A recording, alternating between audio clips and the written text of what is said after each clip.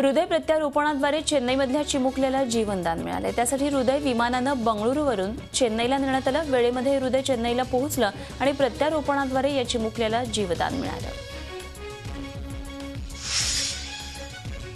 लोकसभेत बहुचर्चित आणि केंद्र सरकारसाठी महत्त्वाकांक्षी असलेलं जीएसटी विधेयक सादर झालं। जीएसटीमुळे वॅट, एक्साइज, सर्व्हिस टॅक्स हे तीनही, मात्र जीएसटीमुळे राज्याचं कोणतंही नुकसान होणार नाही असं अरुण जेटली यांनी लोकसभेत स्पष्ट केलं। मुंबईतल्या 26/11च्या हल्ल्यातला मुख्य गुन्हेगार झकीउर रहमान लखवीच्या जामिनाबाबत पाकिस्तानच्या दुटप्पी भूमिकेचा लोकसभेत पंतप्रधान नरेंद्र मोदी यांनी चांगलाच समाचार घेतला।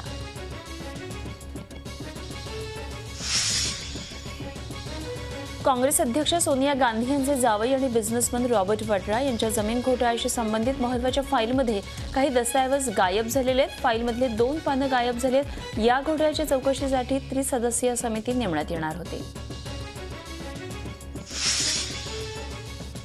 दिल्लीतील तिहार जेलवर दहशतवादी हल्ला होऊ शकतो असा इशारा गुप्तचर यंत्रणेने दिलाय। काही महत्त्वाच्या कैद्यांना सोडवण्यासाठी हा हल्ला होण्याची शक्यता आहे। गुप्तचर यंत्रणेने हाय अलर्ट जारी केला। त्यानंतर तुरुंग परिसराची सुरक्षा वाढवण्यात आली आहे। आठवडाभरातल्या घसरणीनंतर शेअर बाजार 245 अंशांनी वधारला। सेन्सेक्स 27,371 अंशांवर बंद झाला।